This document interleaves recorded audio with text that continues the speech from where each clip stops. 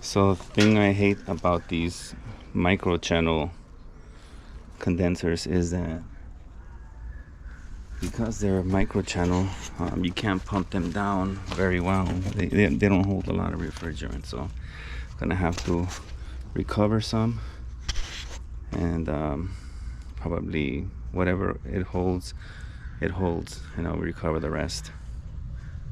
Man, I thought I was recording. Alright, so I thought I was recording. Apparently I wasn't. What I did to recover the refrigerant, I guess I can explain it to you, is I closed this one a little bit, like 1/3 of the way, just so that it's ready. I connected this hose to the liquid line, and I connected it to the suction line on my recovery tank, which is almost empty. And then I purged the air out of the line by opening up that valve, and then I loosened the nut, this one. I loosened it, I let the air come out, and then I tightened it back up. And then I opened this valve. I can hear some movement with the refrigerant. I'm guessing that this has higher pressure, so it was going into the tank already.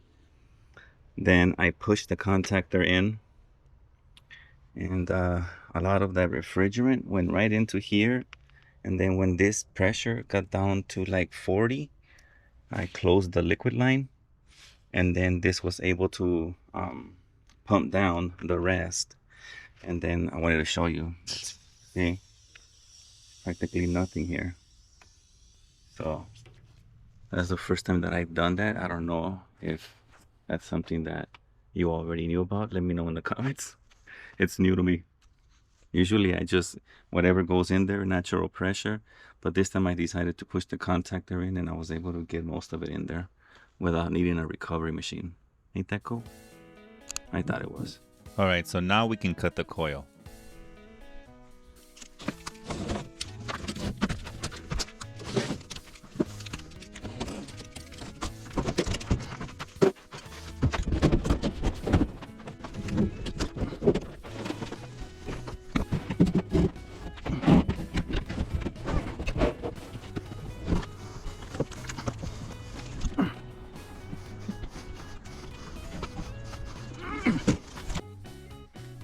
Alright, so here's a good opportunity to take a look inside at the heat exchanger and see how it's doing. It doesn't look bad. Alright, so I'm gonna get this out of the way and get to work on removing all these ducts here now that are in the way. Alright, gotta see how they wired the thermostat. Make sure that they use the average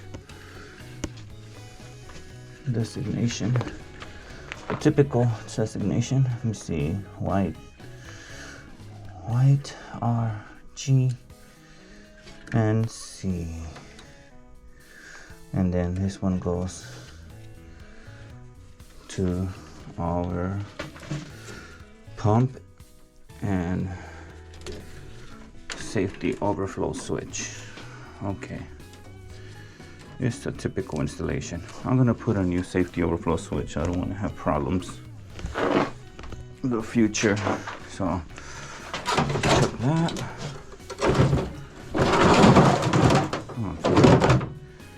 Check that. And then I'm gonna put a new pump and thermostat. I'm just gonna unscrew them and leave it dangling. That should do.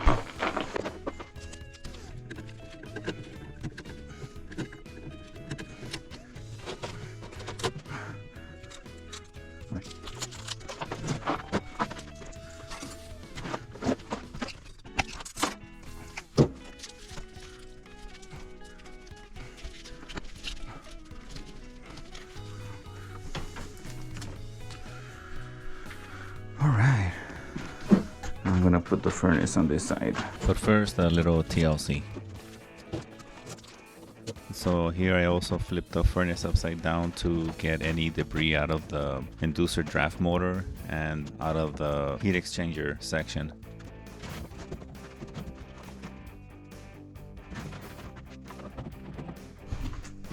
Alright, so I'll put those covers on the top for now, because then I covered the gas. Because I know that I'm going to be going in and out, in and out. And I don't want to dry all kinds of dirt in there. I have to clean it again. So now I gotta get this bad boy down. It's giving me a hard time.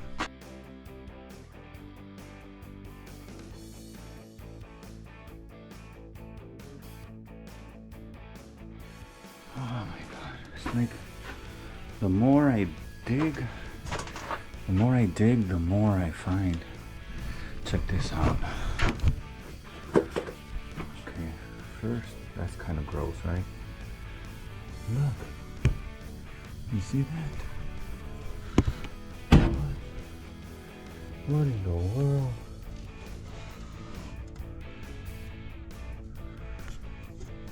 They put like styrofoam squares. It's styrofoam. It's not brick or anything, it's styrofoam. I have no idea why they did that. All I can think of is sound abatement. If anybody has a clue or has seen this before, let me know. All I think of is sound abatement. Oh my god.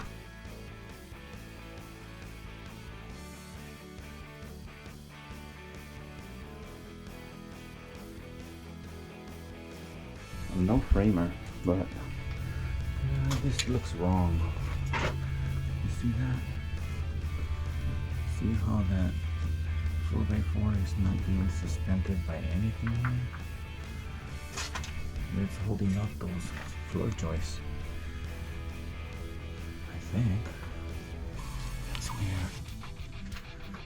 Anyways, if you're a framer, let me know.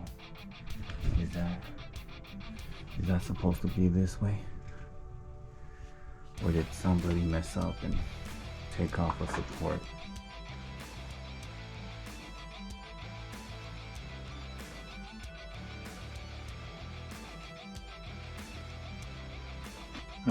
Sometimes. Okay, so as you can see, I have my shovel here. Now you can see I removed that much of the metal. I'm gonna take a break from dismantling that metal. It's all, you know, S and drives, and they're not coming off easily. I thought they would, but they're not. So I'm gonna have to do some digging here so that I can squeeze maybe two 12-inch returns that have to go that way. Might not even run 12s, might run 2 10s, might be easier. But still, I have to dig here. And then this one, I was thinking of cutting this since it's not holding anything, so that I can run a 16 through here for a return. Not sure yet, it's up in the air. But I'm gonna have to figure something out, because I'm already in it.